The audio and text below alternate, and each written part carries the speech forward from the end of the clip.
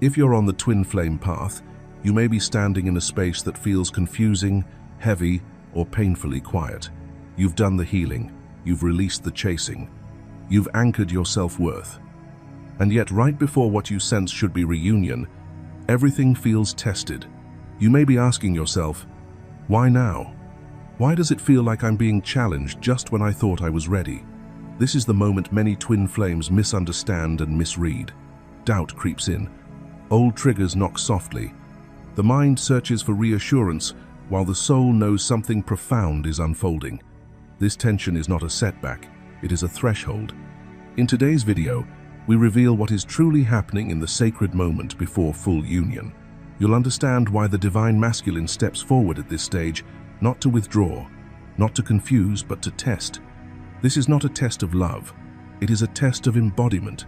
Can the divine feminine remain steady, self-held, and sovereign when the energy intensifies? Can she hold love without attachment, presence without anxiety, truth without compromise?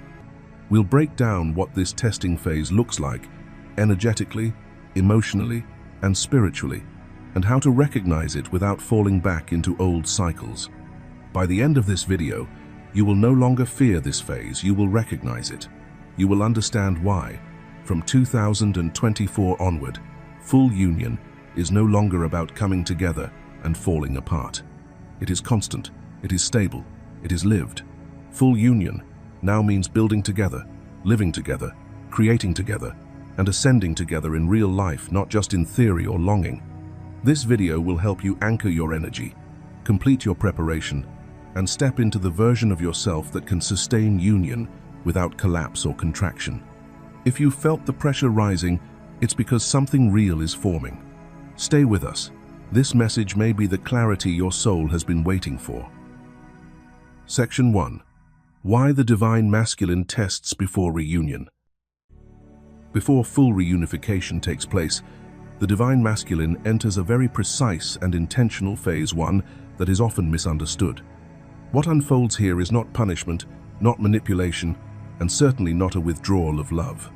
It is a final energetic assessment, a soul-level consciousness check that determines whether true union can be sustained in reality, not just desired in the heart.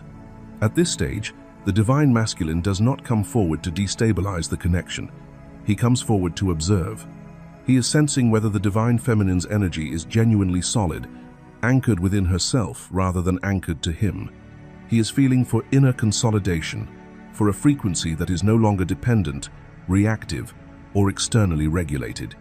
What matters now is not emotion, longing, or spiritual language, but energetic integrity. This testing often appears subtle. He may gently press against her energetic field, lightly activating old patterns or points of sensitivity. This is not done to create conflict or provoke pain. It is done to see whether she can hold her frequency, whether she can remain grounded without collapsing into fear, chasing, doubt, or emotional volatility. The test is not about perfection. It is about stability. At its core, the question is remarkably simple. Can she remain steady when nothing is being reassured? Can she stay in love without grasping? Can she remain in flow without control?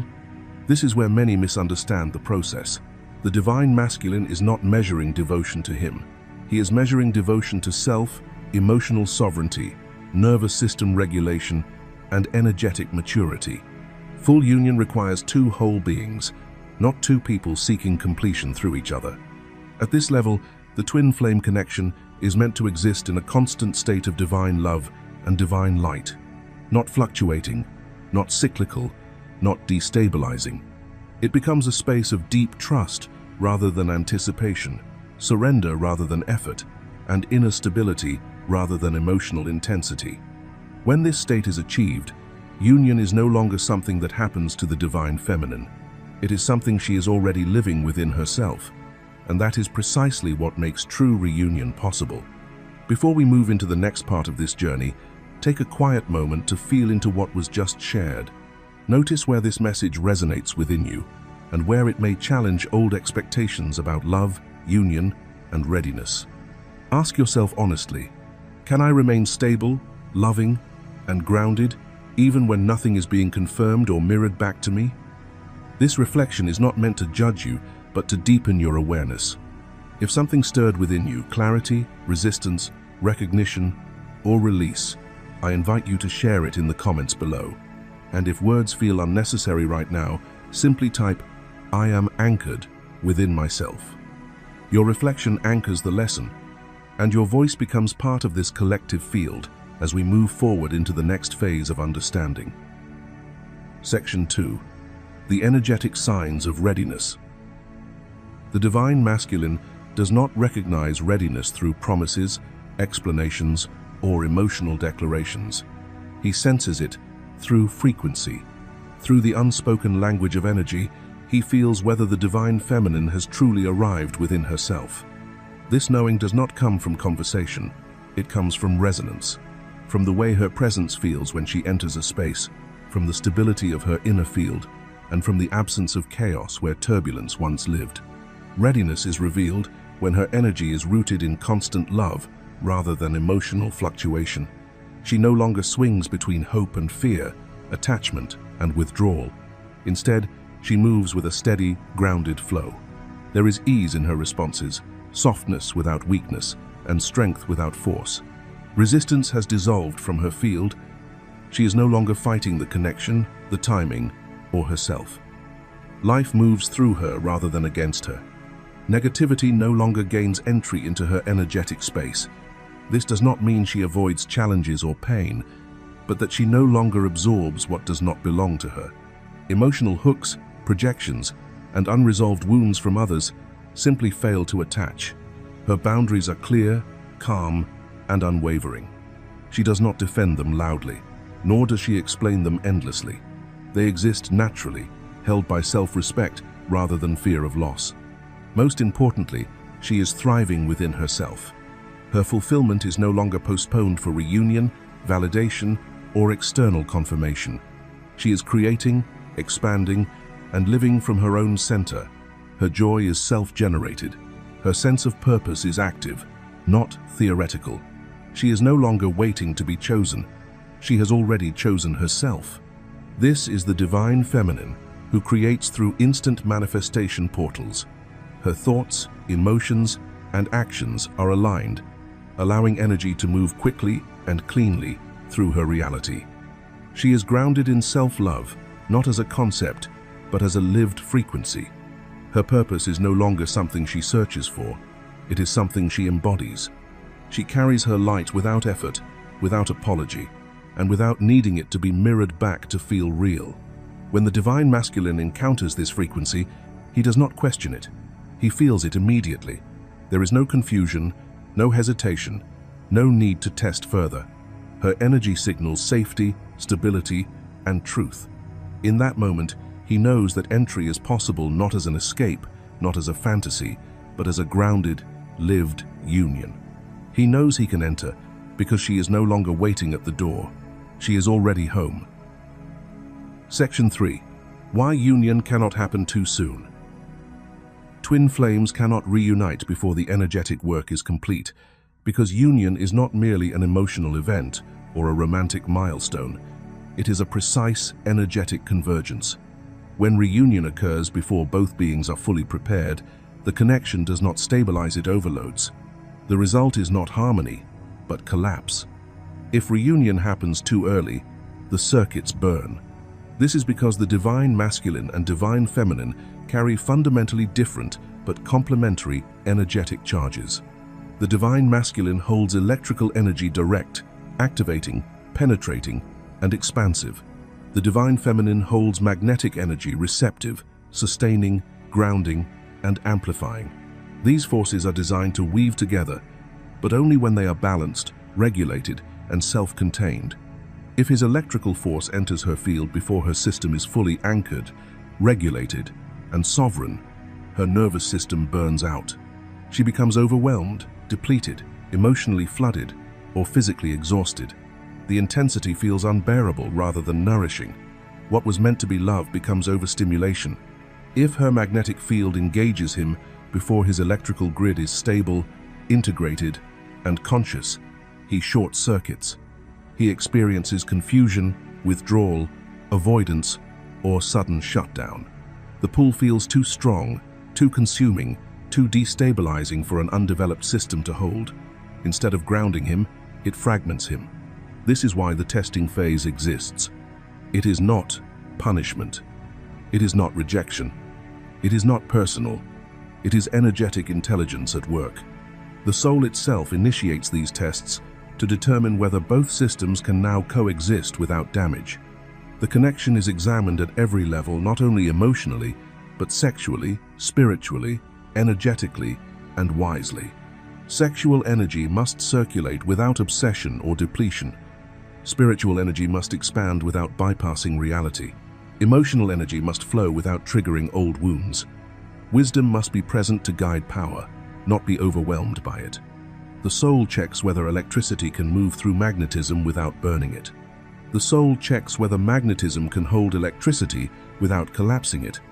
Only when both forces are harmonized within themselves can they harmonize with each other. Full reunion is not about intensity, it is about coherence. Not about desire, but about capacity. Not about longing, but about readiness. True union occurs when both the electrical and magnetic forces are no longer seeking completion from each other, but meeting as whole, regulated, self-sustaining systems. Only then can they weave together without destruction. Only then does union become stable, embodied, and lived, rather than brief, explosive, and unsustainable. Imagine two powerful forces meeting before they are ready to contain one another. Picture a high-voltage current suddenly rushing into a system that has not yet been grounded. The result is not illumination, but sparks, heat, and eventual damage. In the twin flame dynamic, this often looks like an intense reunion that feels euphoric at first, magnetic attraction, overwhelming desire, and a sense of destiny, followed by emotional exhaustion, conflict, withdrawal, or sudden separation. The divine feminine may feel drained, anxious, or physically unwell, sensing that the connection consumes more than it sustains. At the same time, the divine masculine may feel pressured, destabilized, or compelled to retreat, not because love is absent, but because his internal system cannot yet hold the magnitude of what is being activated. This is not failure, it is feedback. Just as a power grid must be reinforced before carrying greater voltage, both souls must first learn to regulate their own energy, emotions, and nervous systems. When each becomes stable within themselves, the same connection that once overwhelmed them transforms into a steady current, warm, life-giving, and safe to inhabit. Only then does union stop feeling explosive and begin to feel like home. Section 4. The final test and the power of boundaries. When the final test arrives, the guidance from the soul is unmistakably clear. Your boundaries must become stronger than they have ever been before. At this stage of the journey, strengthening boundaries can feel confusing, even contradictory. Many have been taught to associate boundaries with rejection, distance, or emotional withdrawal. But this moment is not about shutting love out. It is about refining what is allowed in. This is not rejection, it is discernment in its highest, most conscious form. The divine feminine is no longer learning how to love. She has already mastered that.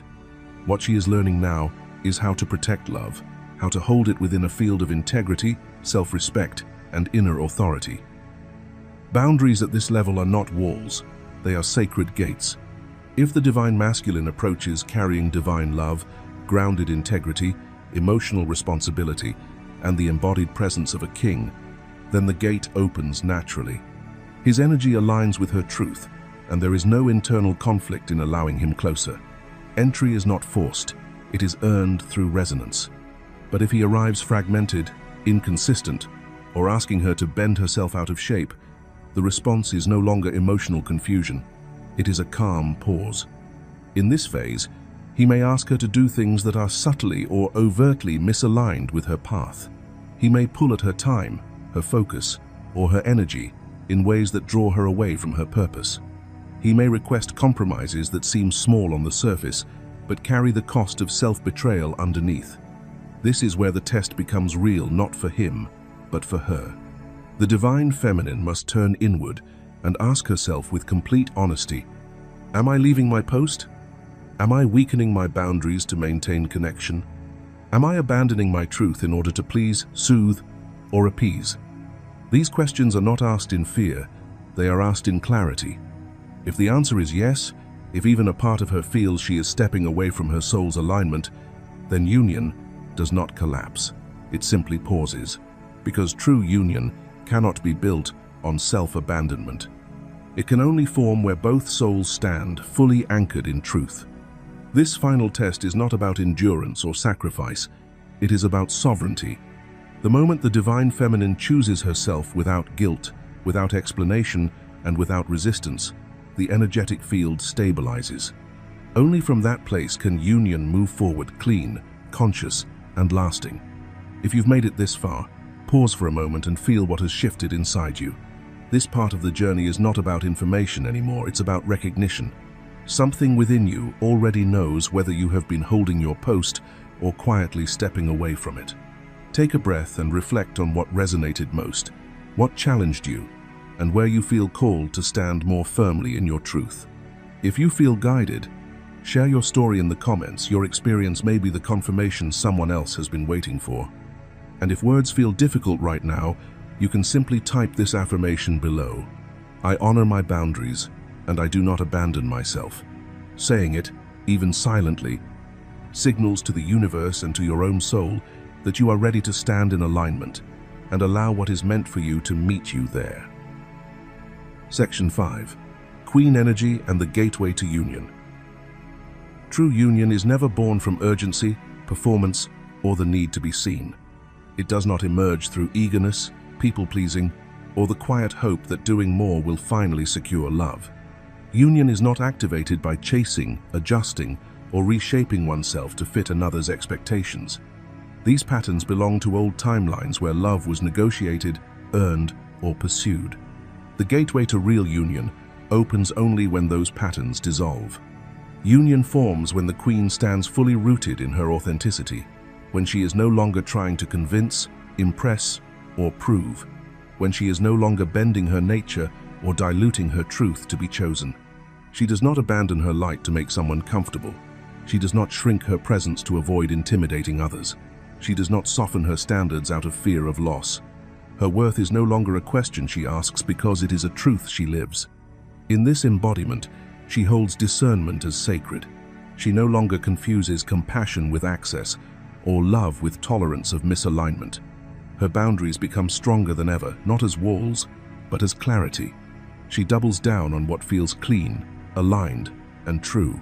She doubles down on her light, even when it requires patience, solitude, or walking alone for a season.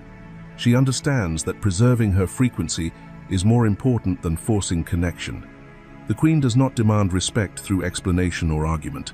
She does not negotiate her value or announce her standards repeatedly.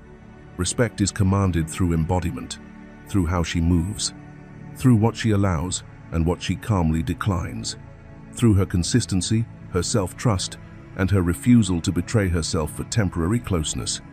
Her presence alone communicates, "This is who I am, and this is how I live." When the divine masculine witnesses this, when he truly sees her sovereignty rather than sensing availability, something shifts at a soul level. He recognizes stability. He recognizes power that does not chase or fluctuate. He recognizes a partner who is whole, self-sustained, and anchored in her own authority. This recognition does not arise from words or promises, but from energetic truth. It is here, in this moment of clear embodiment, that full unification activates, not because she waited, not because she tried harder, but because she became immovable in her truth. Queen energy is not preparation for union, it is the doorway itself. Full twin flame union is never something you earn by striving harder or proving your worth. It does not respond to effort, force, or endurance. It responds to alignment. It arrives when your inner world becomes stable enough, sovereign enough, and loving enough to sustain what union truly requires. This is why the divine masculine tests not to punish, delay, or confuse, but because union is permanent. Because what comes after union is not fantasy, not longing, and not another cycle of separation and desire. What comes next is real-life creation. It is living together, building together, growing together, and holding love in the everyday moments where truth must be embodied, not spoken. When the divine feminine stands fully anchored in herself, rooted in truth, grounded in self-love, unwavering in her boundaries, and radiant in her light, she no longer seeks union as something outside of herself. She becomes the frequency that can hold it. From that place, union does not need to be chased or negotiated. It recognizes her. It responds to her. It meets her naturally, because the energetic door is already open. This is the mastery of the twin flame path. Not longing, not waiting, not performing, but becoming. And when you become the frequency of wholeness, stability, and embodied love, union arrives not as a reward, but as a reflection. If this message resonated with you, I invite you to leave a comment below with this exact quote. I choose alignment over chasing. Let it anchor your intention and declare your readiness. Remember to like this video, share it with someone walking the twin flame journey, and continue watching the video below for deeper guidance on holding the frequency that sustains true union.